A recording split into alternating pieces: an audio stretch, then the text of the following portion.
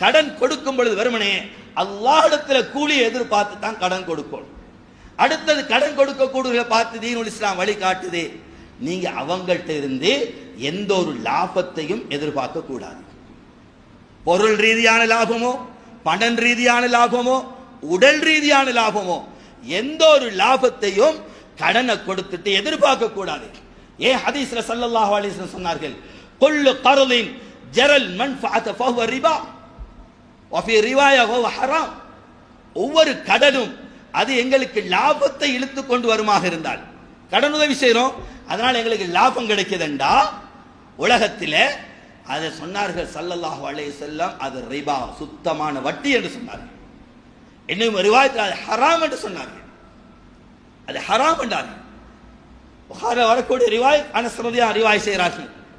ஸல்லல்லாஹு அலைஹி வஸல்லம் அவர்கிட்ட கேட்கப்பட்டது, யா ரசூலல்லாஹ், ஒரு மனிதர் ஒருவருக்கு கடன் கொடுக்கிறார், அவர் என்ன செய்யறாரு, அவருக்கு கிஃப்ட் கொடுக்கிறார். அவருக்கு என்ன செய்யறாரு, கடன் கொடுத்ததுக்காக கிஃப்ட் கொடுக்கிறார். இத பத்தி என்ன யா ரசூலல்லாஹ் எடுக்கலுமா?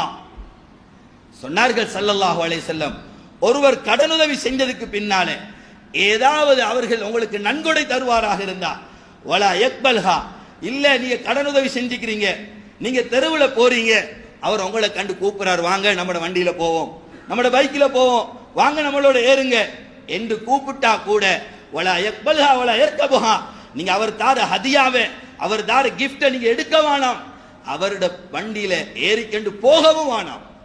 இல்லா ஜரா பைனஹு வ பைனஹு கப்ல தாலிக், நீங்க கடனுதவி செய்யறதுக்கு முன்னாலேயே அவர் உங்களுக்கு ஹதியா தார பழக்கம் இருக்குது.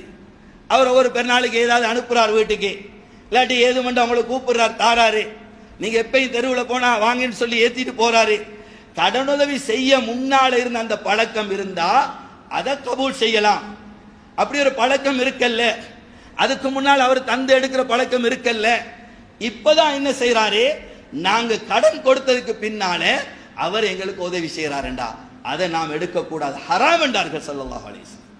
இன்னைக்கு நாம அதிகமானவர்களை பார்க்கிறோம், கடையில வேலை செய்யற ஊழியர்கள் கடன் கேட்டா கடன் கொடுக்கிறேன், கடன் கொடுத்துட்டு அது கிளீனா மாசத்துக்கு சம்பளம் போதில வெட்டிக்கன்னு தான் கொடுக்கிறேன். அந்த கடன் உதவியை வச்சுக்கொண்டு அவனை சக்க புளியுறேன். ஆனா அவனுக்கு உதவி செஞ்சுதானே, அவன் தங்கச்சிட தாத்தாட கல்யாணத்துக்கு வீட்டுற கஷ்டத்தை கடன் எடுத்திப்பான். இவர் அந்த கடன் உதவியை செஞ்சு போட்டு அவர்கிட்ட மேல்விச்சமாக வேலை வாங்குறாரு, அவரை புளியறாரு. அவருக்கும் ஒன்னும் பேசிக்கொள்ளலாம், போஸ் கடன் தந்துட்டாரு, ராஜார் கடன் தந்துட்டாரு, ஒன்னும் பேசிக்கொள்ளலாம்.